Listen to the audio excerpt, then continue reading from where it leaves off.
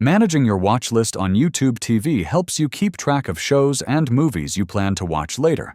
You can easily add, view, and remove titles from your watch list on any device. Here's how to manage it like a pro. Start by opening YouTube TV on your smart TV, phone, or computer. To add something to your watch list, open any show, movie, or live event and select the plus Add to Library button. This automatically saves it to your watch list and your library for quick access.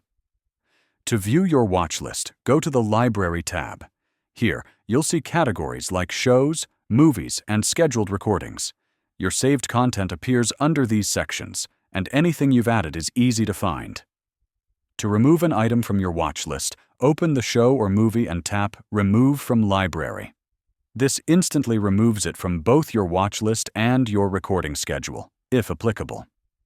YouTube TV keeps your watch list synced across all devices, so changes on one device show up everywhere else.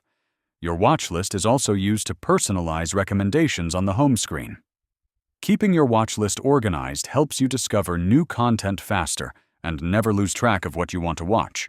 If this helped you, like the video and subscribe for more helpful YouTube TV guides.